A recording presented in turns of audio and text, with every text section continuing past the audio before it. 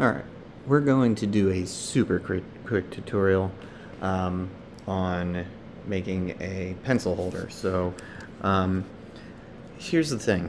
I think it would make sense to make a pencil holder that sits upright so that it actually holds the pencils up and doesn't go all the way through. So the easiest way to do that would be to 3D print it and then attach it. So here's how we do it.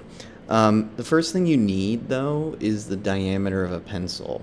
So let's say the diameter of a pencil is 5 millimeters across.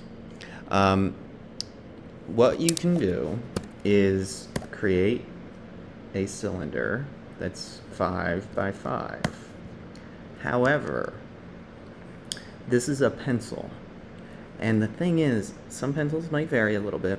You want to give the tolerance. By the way, this is going to be a hole. You want to give the tolerance a little bit of room in the solids so that it fits and it doesn't get stuck.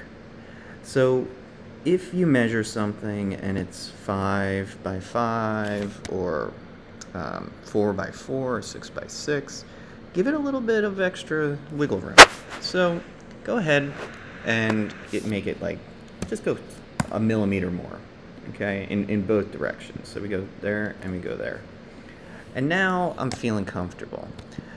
Now I think the thing will actually fit, okay? Now, the thickness of this doesn't really need to be much more than maybe 3 mil. So to do that, we can just go in and we can, you don't have to move this, by the way. Let's just undo. To get this right in the middle, just take this center align tool, zoom out, do a center align this way, center align this way, done. But you do want a base on this, so just raise this up a little bit, because these are both 20 mil high. Okay. Doesn't matter how big of a gap you give it. But this is really thick. I don't like that. So you can eyeball it.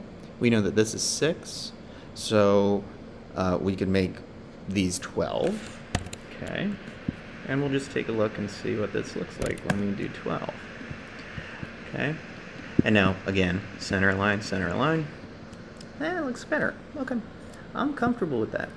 So I just doubled it. So now you just group it, and now you have a nice little pencil holder. Now if you want it to hold the pencil even more, make it taller.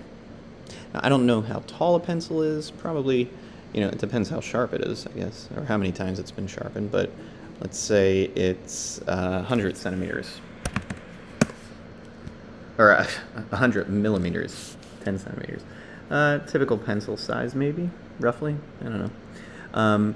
That would be a little bit of overkill. And if you really did have a very used pencil, this would not work. It would just fall into the thing, and then it would be stuck down in the bottom.